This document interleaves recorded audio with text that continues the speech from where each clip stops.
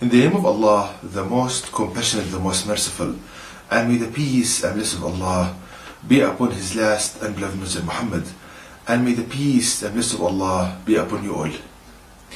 The title of this video is, do you know why do you forget to remember important things in your life?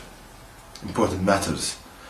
Now in this video I will show, brothers and sisters, by the guidance of the Quran, the cause of forgetfulness. Why do we forget remembering matters? And the cure for this, from the guidance of the Quran, the last revelation of Allah God to people. Now, as an introduction to this video, forgetfulness is a huge problem.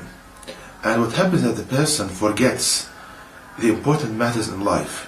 And on top of these matters is him forgetting the remembrance of Allah God Almighty, and forgetting what Allah God wants from him. And also, as the signs of forgetfulness is that, for example, when you want to concentrate on studying, you open a page and you want to read the page or understand the page. What happens is that you spend hours and you cannot finish 2 lines in the page, inability to concentrate. And also, for example, that you want to go and finish a certain errand, or you want to get something which is important. What happens is that you go out and you go on the drive, and when you come back you forget that important item. So this is just 3 examples of forgetfulness, but the examples are plenty, and it's a problem. It's a huge problem, because your life becomes kind of disoriented, and it wastes your time, your effort, your concentration. Your productivity decreases so much. So this is just a summary of the problem. Now, how to solve it? How to cure this problem of forgetfulness? Now, if we go to the Quran, the book of guidance that Allah God Almighty sent down, the last revelation to people, and in it we find that Allah God Almighty teaches us the cause of forgetfulness. Teaches us why people forget matters in one verse in the Quran, in one verse, which is verse number 63 of chapter 18 of the Quran, which reads, the translation is the following. He said, do you remember when we betook ourselves to the rock? I indeed forget the fish. None but Satan made me forget to remember it. It took its course in the sea in a strange way. Now, how can we learn from this Quranic verse the cause of forgetfulness? Now, the background to this verse is that Prophet Moses, peace be upon him, he took a journey with a companion of his. And on the journey, here Allah states a certain kind of certain aspect of the journey, is that the companion of Prophet Moses, peace be upon him, he forgot the fish, their lunch or their food on the journey. And on a journey, food and drink, it's a very important matter in a journey. It's very important, of paramount importance. So the companion of Prophet Moses, he forgot the fish, forgot the food. And what he said is that, he said that none but Satan made me forget it. So he said that the reason that he forgot this important item is Satan. So we learn from this verse is that Satan is the sole reason why you forget matters. That is the clear, straightforward answer from the Quran. Now the next question is that, what is the mechanism? How does Satan make me forget matters, important matters? Now, in order to answer this question, we need to understand how does Satan affect each and every one of us. As a prerequisite to understanding the mechanism on how Satan makes us forget matters, we need to understand how does Satan affect each and every one of us. And brothers and sisters, the only book on the face of the earth which teaches this is the Quran. The Quran is the only book on the face of the earth which teaches us how does Satan affect each and every one of us. And this is a fact that will change the world. If people really understood how does Satan affect them, it will change the world. Because they will realize that Satan is our common enemy. He's the common enemy for all people. And they will realize that Satan is the one that causes us pain and hardship and causes us to kill each other, and he causes us to be far away from the truth. Now, Allah Almighty teaches us how does Satan affect each and every one of us from the Quran in two verses. The first verse is verse number 4 of chapter 114 of the Quran, which states, "From the evil of the whisperer who hides." From the evil of the whisperer who hides. So here Allah Almighty is telling us that our companion devil, and we can learn from the Quran that each and every one of us has a companion devil. That is, when you are born, there is a devil assigned to you, and it's a companion for you in your earthly journey.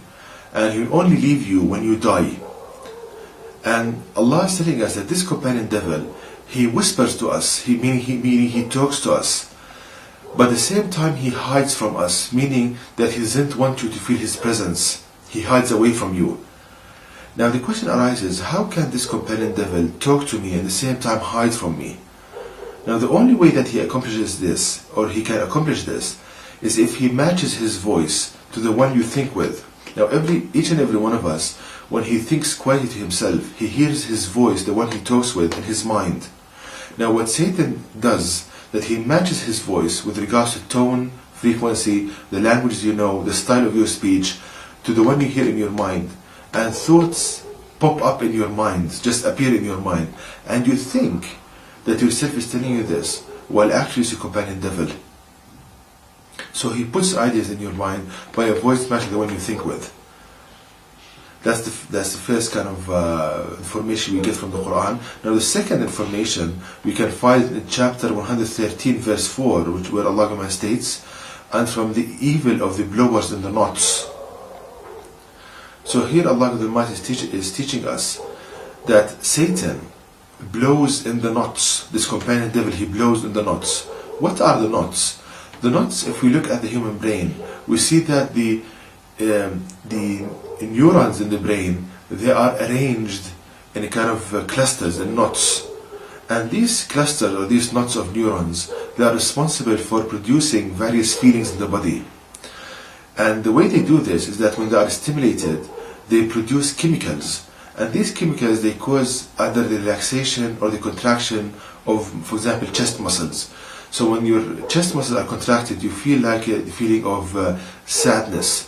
And when they are relaxed, you feel like happiness, the feeling of happiness. So what happens that, for example, suppose that you have a job interview tomorrow, and Satan comes to you with a voice match, the one you think with in your mind, telling you like, look, you will fail that interview, you will not have any kind of income. At the same time, when he whispers this in your mind, he stimulates neural nodes in the brain that produces tightness in the chest, a feeling of anxiety and fear.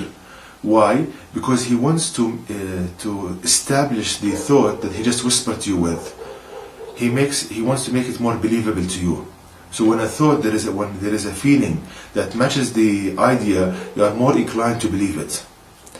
Now, this information, as I said, if people realize this will change the world. Because Satan is the one that whispers to us ideas to hate each other, to kill each other, ideas of lust and perverted sexual ideas, ideas of harm, to hurt ourselves and others, and blasphemy, saying about Allah what a person has no knowledge of. Now, having understood this, coming back to the topic of forgetfulness, how does Satan make you forget matters? For example, let me demonstrate this by giving examples. Suppose that you want to go and bring a certain item, a very important item to you. Now, you are driving in the car.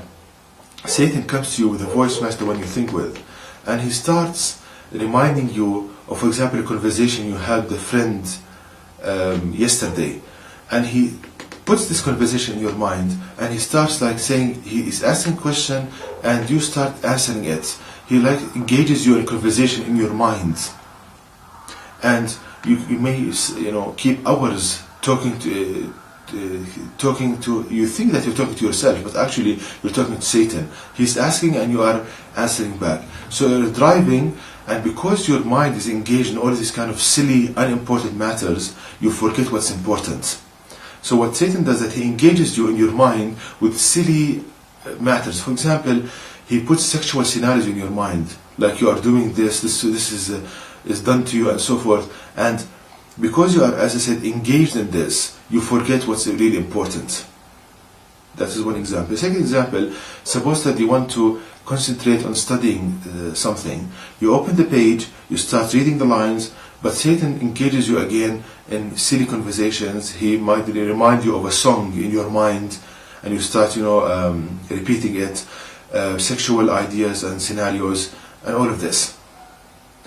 And also, Satan, when he engages you all of your day with silly matters, you forget Allah God Almighty, you forget seeking the knowledge of God, knowledge of Allah God. So, to summarize, brothers and sisters, what Satan does is that he engages you all of the day in silly matters like conversations, imaginary scenarios, sexual ideas, all of these ideas that waste your time, your effort, and as a result you forget important matters in life. So this is the cause of forgetfulness, the cause. Now what is the cure for this? Now Allah the Almighty also, out of His mercy, He teaches us the cure for forgetfulness from the Quran in 2 verses. Now in the first verse, which is verse number 200 of chapter 7 of the Quran, Allah is teaching us that when we experience a thought from Satan, we need to seek refuge with Allah. For example, the example I said, when you're driving the car, you start having these ideas about conversations and and you hear ideas in your mind about previous conversation, sexual scenarios. Now what you need to do is to seek refuge with Allah, meaning to remember this guidance you are hearing, remember the guidance of Allah from the Quran, and remember that the thought you just experienced not from yourself, is from your enemy who wants to waste my time and my effort. So that's the first step, to realize the source of these ideas. Now the second step, we can learn it from the Quran, from chapter 2 verse 168, where Allah is commanding us not to follow the footsteps of Satan, meaning that do not agree with what Satan is telling you. The example again, when you start hearing these thoughts in your mind, these conversations, these imaginary scenarios, just ignore them. Do not engage in them. Do not start, answering back. Ignore and don't give the ideas of Satan any importance. It takes time, it takes patience, but if you start doing this exercise, you will train your mind to ignore the ideas of Satan, and you will be more focused in your life, you will be more productive, you will be closer to Allah Almighty, you realize the Quran is the truth, you will be happy in this life and the hereafter. So we see, brothers and sisters, the knowledge of Allah Almighty, the Quran, and His mercy unto us. But Satan, he doesn't want you to see this mercy in the Quran. He will do so many things to drive you away from the Quran, and I see this in so many people when they comment on my videos. I see in the comments the ideas of Satan. So Satan puts these ideas in their mind with a voice match, the one they think with, and they think they are so smart, they are so clever to think in that way. But actually what they fail to realize is that what they are repeating are the ideas of Satan, who wants to drive them away from the Quran, because he doesn't want them to see this mercy and knowledge in the Quran, and he wants them to be always engaged in what he is telling them. And as I said, Satan makes them think that they are so clever to see this kind of opinions about the Quran. So what they need to do as an advice is to realize what I'm saying, and to realize that Satan is their real enemy, and to just ignore the idea of Satan and to seek knowledge from the Quran, and they will be, inshallah, God willing, guided to the path of the Almighty. And to know more details about this topic, please visit my website at www.quran-miracle.com, and you can email me at zaidquran@yahoo.com, and may the peace and blessing of Allah be upon you all.